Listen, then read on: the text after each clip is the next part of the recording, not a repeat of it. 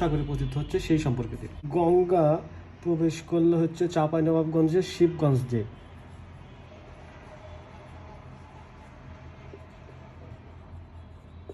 যেটা ভারতে গঙ্গা নামে পরিচিত। বাংলাদেশে প্রবেশ করে এটা নাম ধারণ করে পদ্মা। নীলফামারী দিয়ে তিস্তা নদী প্রবেশ করলো।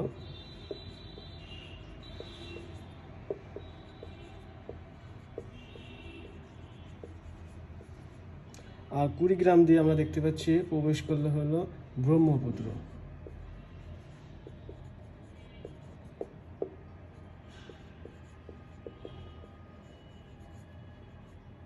এই তিস্তা আর ব্রহ্মপুত্র এসে মিলিত হচ্ছে, এখানে এসে মিলিত হলো, যেটা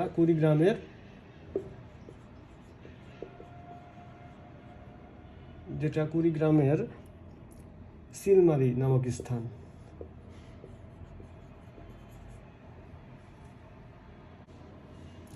তারপর তিস্তা ও ব্রহ্মপুত্র নাম নিয়েই সামনের দিকে অগ্রসর হলো।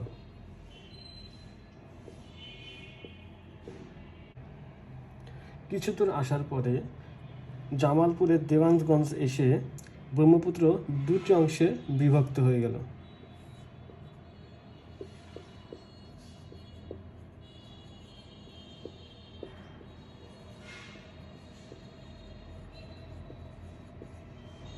দেন যমুনা শাখা তৈরি হলো, যমুনা শাখা এবং পুরান ব্রহ্মপুত্র এদিকে।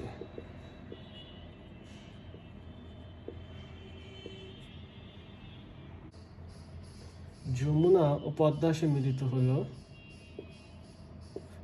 দৌলতদিয়া গোয়ালন্দ রাজাবাড়ির সামনে।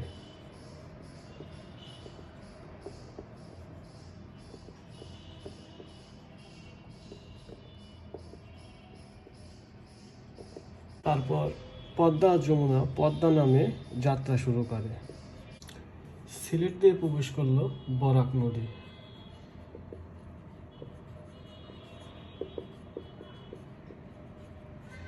বরাক নদী প্রবেশ করে এটা দুইটি অংশে বিভক্ত হয়ে যায়, একটা সুরমা,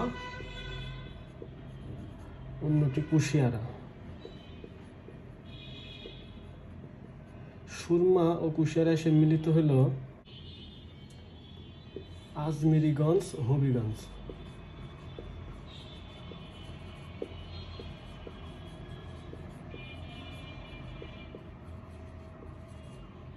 দেন এটা নাম ধারণ করে কালনী।